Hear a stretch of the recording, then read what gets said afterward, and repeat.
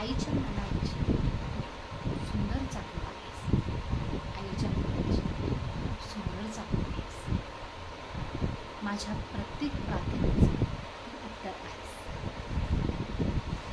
कितीही मोठा झालास तरी एक गोष्ट लक्षात